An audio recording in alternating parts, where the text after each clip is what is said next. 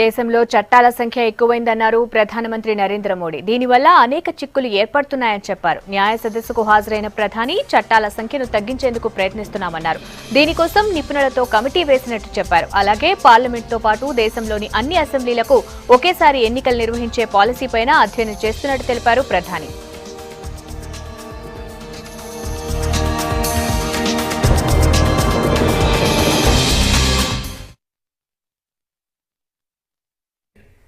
हमारे यहाँ कानूनों का ढेर बहुत है।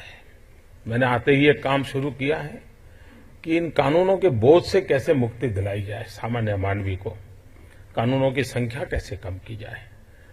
एक कमेटी बिठाई थी, करीब 1500-1700 ऐसे कानून ध्यान में आए हैं कि जो कभी 1800 साल के थे, कभी 1850 के, 80 के, 90 के, ऐसे ऐसे कानून यानी अब वो कोई इरेलेवेंट हो चुके हैं।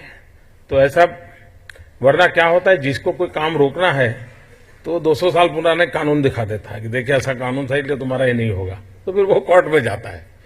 तो ऐसी चीजें व्यवस्थाओं में काफी अड़चने कर रही हैं। सफाई चल रही है धीरे धीरे। मैं समझता हूँ जितना समय मुझे मिला है उस समय का भरपूर प्रयास हम करेंगे।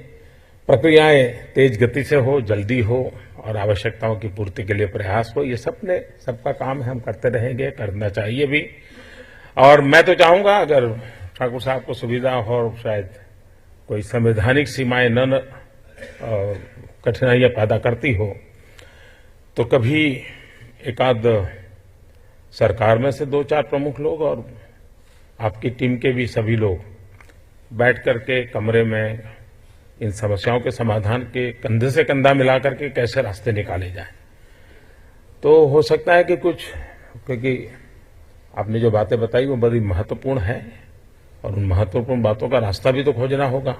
बार बार चुनाव आते हैं, इसलिए किसी न किसी रूप में 5 साल में 3-3 बार तो जाना ही पड़ता है, क्योंकि इस दिनों ये चर्चा चल रही है। सभी दल मुझे कह रहे हैं कि साहब ये चुनाव लोकसभा और विधानसभा के साथ साथ कैसे हो, हर प्रकार से, क्योंकि काफी समय उसमें जा रहा है।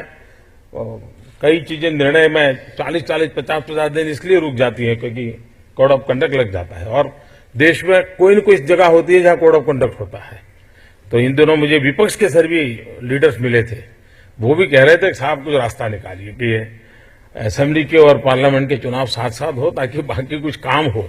तो है कुछ कठिनाइयां, उन सारे चीजों का रास्ता निकालना होगा, मिल बैठ करके निकालना होगा।